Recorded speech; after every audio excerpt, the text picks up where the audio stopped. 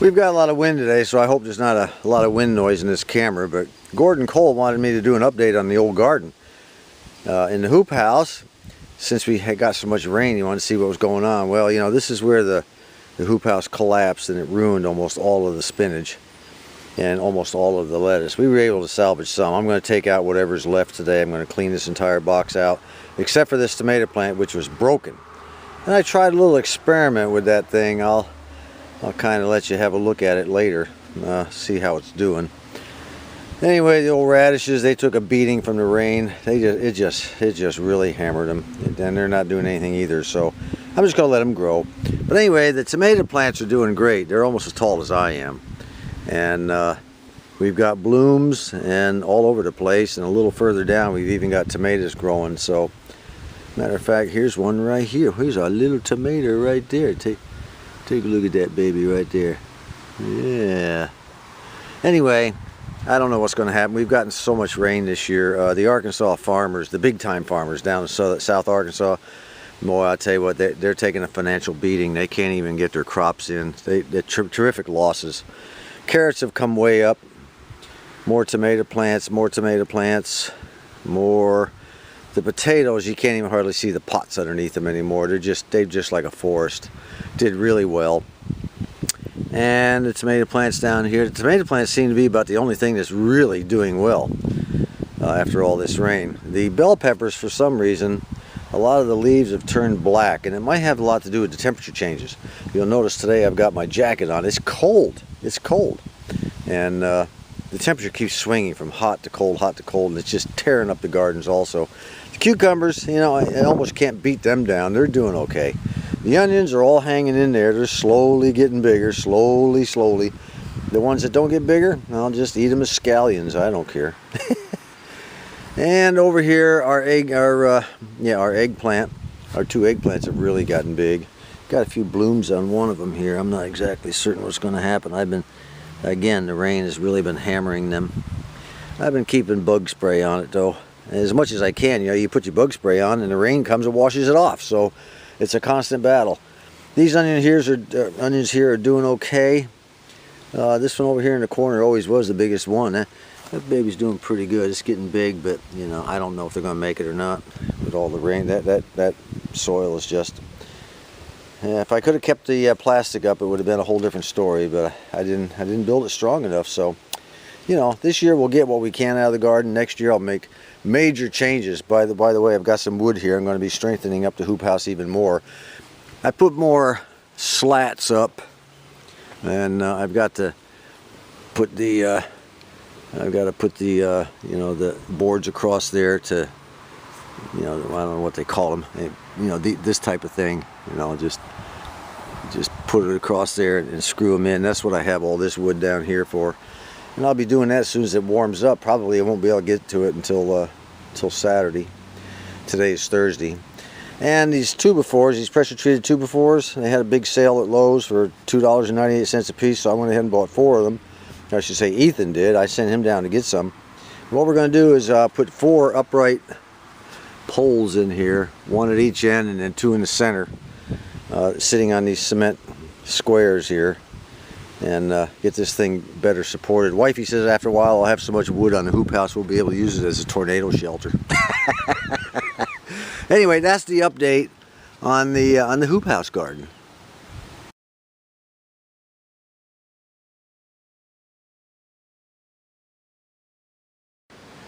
I went ahead and saved that broken piece. I kept it in a glass of water all night long. Now what we're basically going to do is I'm going to take this X-Acto knife. I'm going to cut a V notch in the bottom half of the plant that's still in the raised bed over there.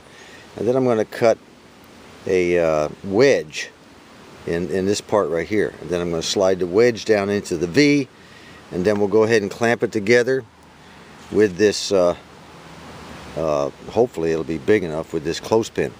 And then I'll go ahead and run maybe a string up, and then use these ties right here to support the whole thing, and maybe in a week or so we'll have saved it, but we'll find out. So here goes. There's the V right there. Now I'll go cut the That's the notch rather. Now we'll cut the wedge. We'll put one inside the other and squeeze them together like so with the clothespin. And hopefully it'll graft on and take over. If not, well, what have I haven't lost anything. By the way, I took this X-Acto knife, I stuck it in bleach, soaked it in bleach. I didn't want to have any kind of disease or anything that might have been picked up by the plant. So it is as sterile as I can get it. There's the graft. Now, I wanted to use the clothespin, but the stalk was just too fat. Clothespin couldn't make it around there without causing more damage, so I used wire ties. The old plastic wire ties. Will this thing, live? Nah. I'll probably have to come out here in a few days and just cut it off, and hopefully a sucker shoot will come out to the side and grow up from there. But hey, it's fun to try,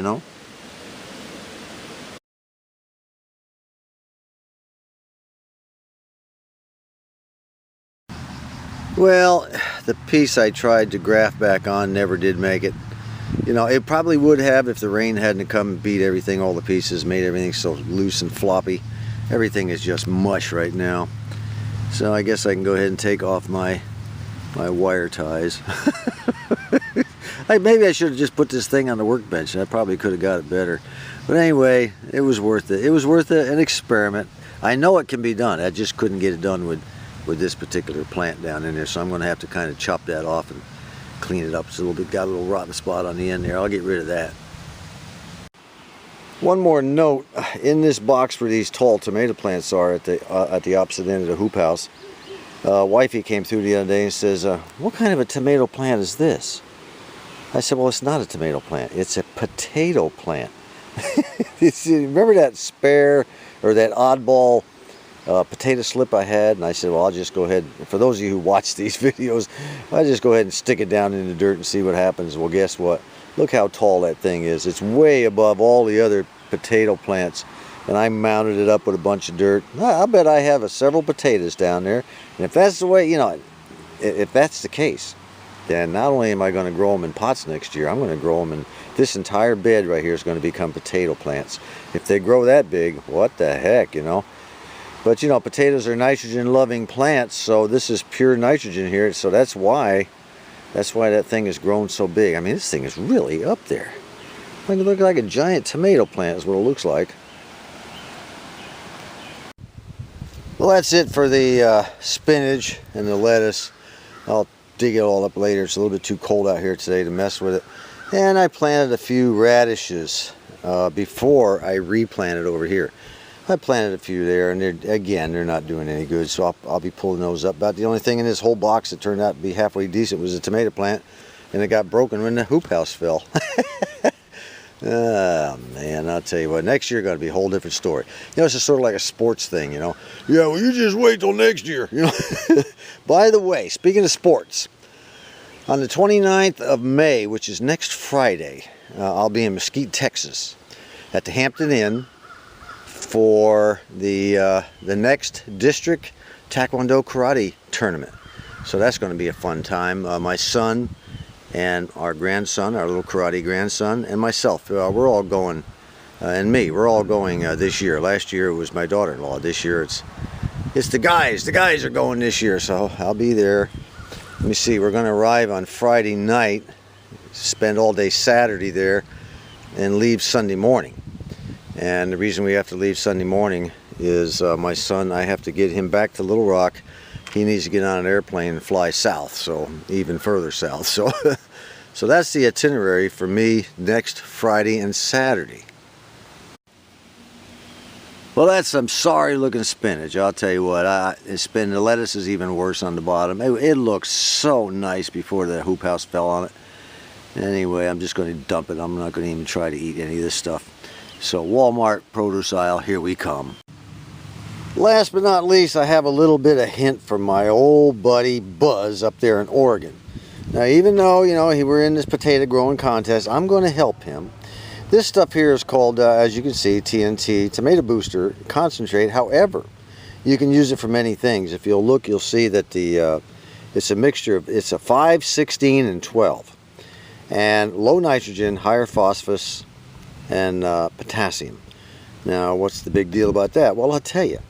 After the potato plants get big like mine are, they don't need to really get any bigger. What we need to do is start getting the roots to grow. And the way you do that is you increase the phosphorus and the potassium. So I went out and I looked around and I found this at our local nursery. And the phosphorus and potassium is very high, nitrogen is low. We don't need any more nitrogen. Look how the size of those plants. And they're nice and green and all that stuff. So what you do is you mix this up according to the instructions. I think it's half an ounce. You squeeze it up into this area here. You put a half an ounce per gallon. And it says twice as much is not twice as good. So follow the instructions. Anything that has a higher potassium and phosphorus level above, higher than the nitrogen, spray it on the leaves. Now you can get one of those pump-up sprayers. That's the best way. Covers more area in half the time. I tried using the spray bottle, like, you know, a Windex bottle. After a while my finger about wore out. So get yourself a pump-up spray bottle, spray it around the leaves once a week, and then a little bit around the base if you can get to them where they go into the ground. And that'll supposedly give you larger potatoes, more roots. Just a little hint from my old buddy Buzz. By the way, Mac told me to do that. Until next time, this is John.